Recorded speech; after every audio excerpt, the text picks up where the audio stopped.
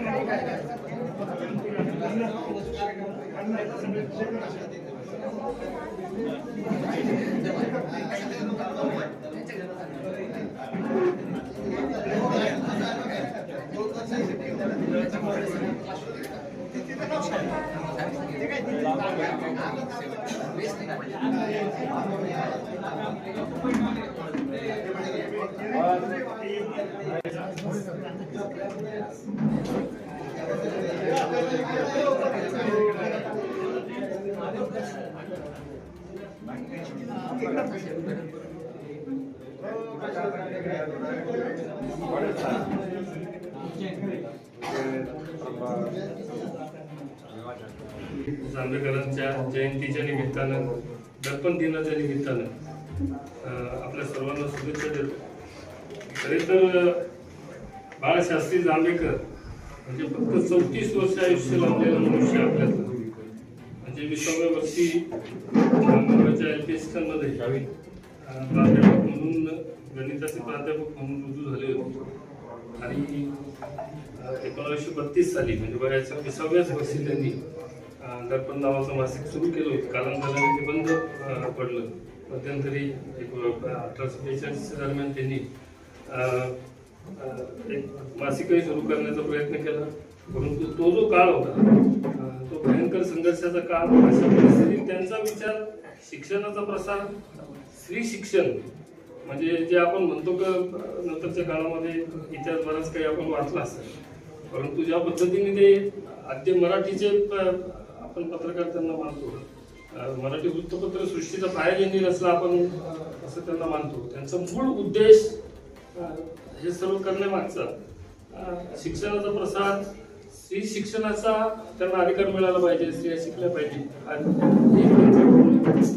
त्यावेळेला विद्वांचं पुनर्विवाह होणं ही फार मोठी म्हणजे हे सांगणं सुद्धा एक धाडसाचं काम होतं। त्या काळात त्यांनी आपल्या दर्पणच्या माध्यमातून लोकांत जागृती निर्माण करून विद्वांचा पुनर्विवाह करण्याचा जो प्रयत्न आहे त्यावेळेला केला। या सगळ्या गोष्टी जर पाहिल्या तर कुठेतरी त्यांना समाजासाठी काहीतरी करायचं होतं, म्हणून त्यांनी पत्रकारितेची निवड केली आणि दर्पण नावाचं वृत्तपत्र सुरू केलं। या सर्व घडामोडींना आता 200 वर्षांचा काळ लागला आहे। आजची पत्रकारिता आणि त्यावेळची पत्रकारिता, आजची मूल्य आणि त्यावेळची मूल्य याच्यात जमीन आसमानचा फरक आहे। परंतु कुठेतरी आज या निमित्ताने ज्यावेळेला आपण बाळशास्त्रींचं स्मरण करतो त्यावेळेला कुठेतरी खरंच शून्य होतो। त्यावेळेला असं वाटतं की आपल्याला प्रत्येकाला दर्पण मध्ये पाहायची गरज आहे। ते दर्पण आपल्याला दरवर्षी 6 जानेवारीला आठवण करून देते।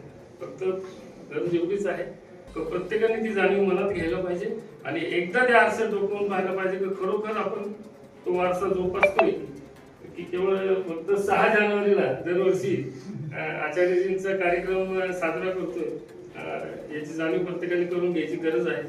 आजच्या निमित्ताने पुन्हा एकदा सर्वांना शुभेच्छा। खूप खूप धन्यवाद। सन्माननीय आमदार साहेब अमोलजी खताळ यांनी आज आपल्याला बोलवलं। आपल्या सर्वांचा सन्मान आज बाळशास्त्री जांभेकरांच्या जयंती निमित्ताने आज या ठिकाणी होतोय। आणि आपण पत्रकारिता करत असताना कोणत्या संघर्षातून पत्रकारिता करत असतो, प्रत्येकाचा संघर्ष वेगवेगळ्या पातळीवर वेगवेगळा असतो।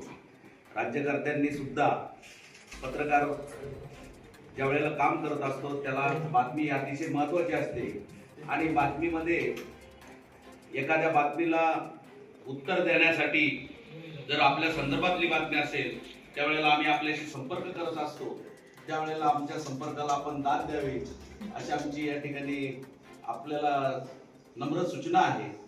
कारण बहुतेक वेळेला आम्ही ज्यावेळेला फोन करतो आपल्याला त्यावेळेला आपला फोन रिसीव्ह होत नाही. आपले PM कडनं जरी झाला तरी चालेल, परंतु आपल्याला ती माहिती मिळणं गरजेचं असतं. कारण लोकांना काहीतरी द्यायचं असतं. आपल्या बातमीच्या बरोबरच आपल्यावर जर टीका झालेली असेल तर त्यालाही आपल्याकडनं उत्तर जाणं अपेक्षित असतं. तर ह्या गोष्टी आपण देखील पाळल्या जाव्यात. आज आम्हाला अत्यंत प्रेमाने या ठिकाणी बोलवलं त्याबद्दल मी या ठिकाणी आपले आभार मानतो आणि या पत्रकार दिनाच्या निमित्ताने आपल्या सर्व मित्रांना मी शुभेच्छा देतो आणि माझे धन्यवाद.